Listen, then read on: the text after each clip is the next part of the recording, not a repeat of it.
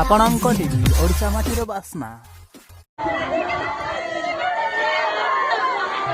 ଚଳଚ୍ଚିତ୍ର ଜଗତ ପାଇଁ ଯାହା ଗୋଟିଏ ବଡ଼ ଦୁଃଖଦାୟକ ଖବର ସାମ୍ନାକୁ ଆସିଛି। ଶୋଇଥିବା ବେଳେ ଏହି ଲୋକପ୍ରିୟ ଅଭିନେତ୍ରୀଙ୍କର ମୃତ୍ୟୁ ଘଟିଛି। ମନୋରଞ୍ଜନ ଜଗତରୁ ଆସିଛି ଦୁଃଖଦ ଖବର। ମାତ୍ର 27 ବର୍ଷ ବୟସରେ ଅଭିନେତ୍ରୀଙ୍କର ପରଲୋକ ଘଟିଛି।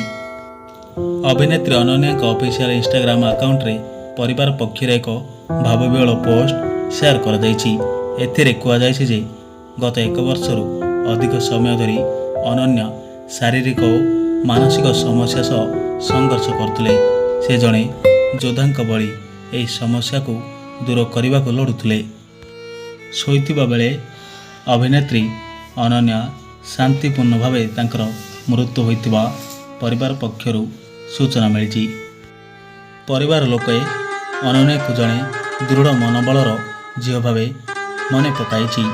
ଏହା ସହିତ ତାଙ୍କ ଆତ୍ମାର ଶାନ୍ତି ପାଇଁ ପ୍ରାର୍ଥନା କରିବାକୁ ତାଙ୍କର ପ୍ରଶଂସକମାନଙ୍କୁ ଅନୁରୋଧ କରିଛନ୍ତି ଏବଂ ଏହି କଷ୍ଟକର ସମୟରେ ପରିବାରର ଗୋପନୀୟତାକୁ ସମ୍ମାନ ଦେବାକୁ କହିଛନ୍ତି।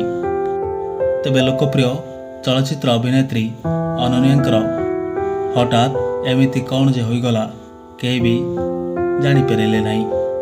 ମୁମ୍ବାଇରେ ବଢ଼ିଥିବା ଅନନ୍ୟା ରାଜ 2016ରେ 7 ହର୍ସ ଟୁ ଗୋ ଫିଲ୍ମରୁ ବଲିଉଡ଼ରେ ପାଦ ରଖିଥିଲେ। ପରେ ଦ ଫାଇନାଲ ଏକ୍ଜିଟ୍ ଓ ଗୋଷ୍ଟରେ ନଜର ଆସିଥିଲେ। ଏହା ବ୍ୟତୀତ ସେ ତେଲୁଗୁ ଫିଲ୍ମରେ ଅଭିନୟ କରିଥିଲେ।